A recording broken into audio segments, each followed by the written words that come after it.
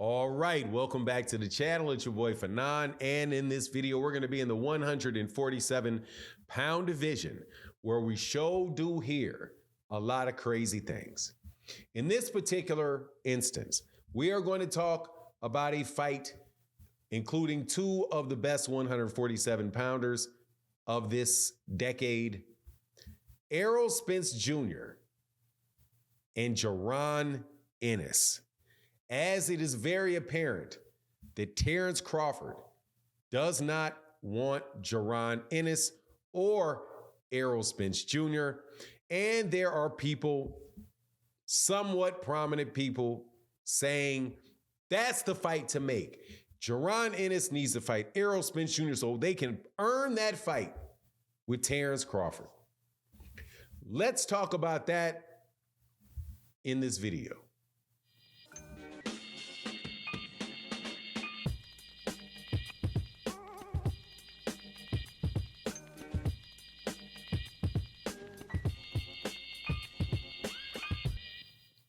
All right, welcome back to the channel. It's your boy Fanon.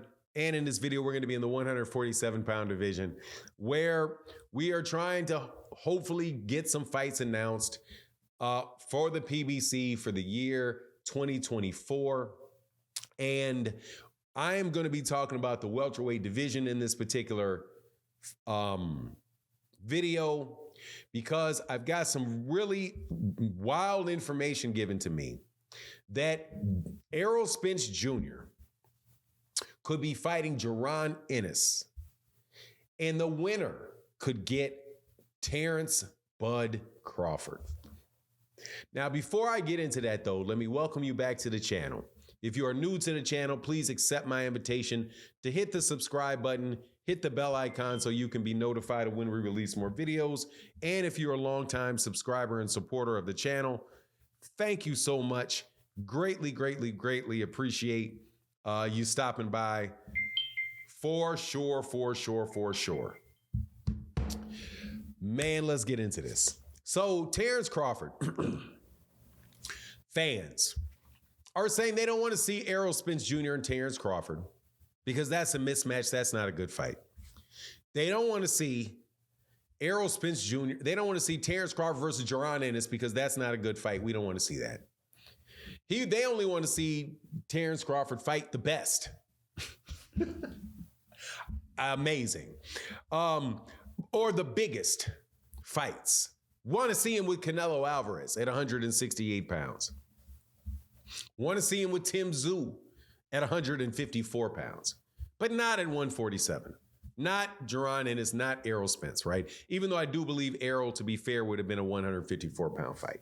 So Errol Spence Jr. could be fighting Terrence Crawford. Fighting Jaron Ennis.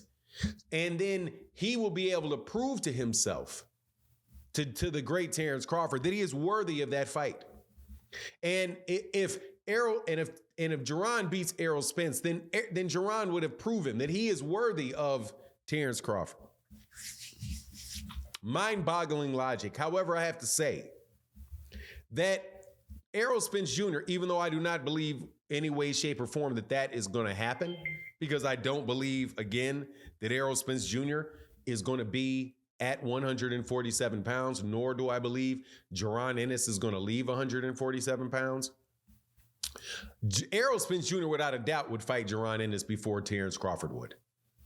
Without a doubt. In my mind, Errol Spence Jr. would fight Jaron Ennis before Terrence Crawford would fight Jaron Ennis. And that, in my opinion, shows you why certain people have a lot of fans and other people do not have as many fans. And also why people will have a certain level of success and other people will not have as much in the ring success.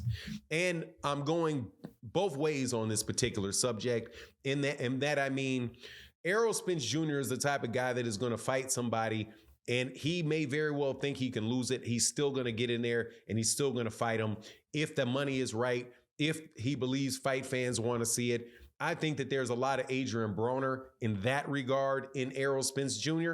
and in some other space, in other ways as well, at least as far as like the earlier stage of his career where, Adrian Broner and Errol were not necessarily, like 100% on their game. But both of those guys had developed real big fan bases because of their willingness to fight anybody. Terrence Crawford is not willing to fight anybody at any time, at any place. He's not. He is willing to fight somebody if it's absolutely positively works perfectly for him. The idea that he will not fight Jaron Ennis because Jaron Ennis is too young or he's fighting in a theater, what are we even talking about? That is just talk because we know full well that David Avanesyan was he even fighting in theaters in the United States, right? Where was he fighting? Where was Julius Ndungo fighting? Right? Where was Victor Postal fighting? Where was Hank Lundy fighting? Like that standard on Jaron Ennis from Terrence Crawford, just to me, it doesn't make sense. And then at the same time, it's contradictory. He's contradicting himself because he said that Jaron Ennis already had opportunities to fight him. If Jaron Ennis already had opportunities to fight him, at the time of those opportunities, he would have still been fighting in the same place, still been fighting in theaters. So why before would you fight a Jaron Ennis that was fighting in theaters, but now you won't fight a Jaron Ennis that is fighting in theaters? I don't believe that. I don't believe Terrence Crawford wants to take the chance to fight that guy, him, because that dude is not somebody that you know the book on. You don't have years of watching tapes on him. You don't have people that have had any success against him. You don't know really how fast he is. You don't know really how big he is. You really don't know what he's capable of. You don't know his entire repertoire. You can't walk in already knowing his timing, already knowing what he wants to do, already knowing his approach. You don't have all of that stuff with him. The book's not out on Jaron Ennis. But Errol Spence Jr. will fight a guy where the book is not out on him. And you've seen that because he did it with Terrence Crawford. But the people that would say that Errol Spence Jr. needs to do this, fight Jaron Ennis in order to prove himself. No, he doesn't need to do it to prove himself. The man was already a three-time world champion, unified with 3 belts world champion. He already proved himself. The question is, was the man injured? And I believe the man was injured. And a lot of other people believe that the man was injured. And the fact of the matter is, some people can call it an excuse. You can call it an excuse. You can call it trying to steal credit from people. But whatever the case is, you're not going to know if that was the case unless you fight him again. And I think Terrence Crawford should be fighting one or the other.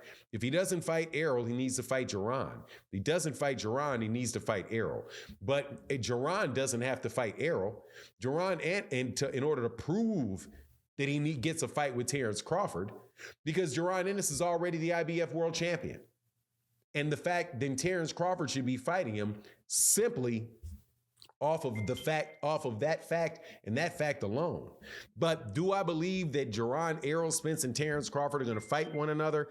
No, I do not believe that is the case. I believe Errol Spence is going to go to 154. And I think Jaron Ennis is probably going to stay at 147. And he's either going to force a fight with Terrence Crawford, or Terrence Crawford is going to drop them belts, and then Jaron Ennis is going to beat him off of whoever the other people are in that division. And that's how that will play out. But that's my take on the matter. Please let me know what you think in the comment section. And with that, I'm out. Deuces.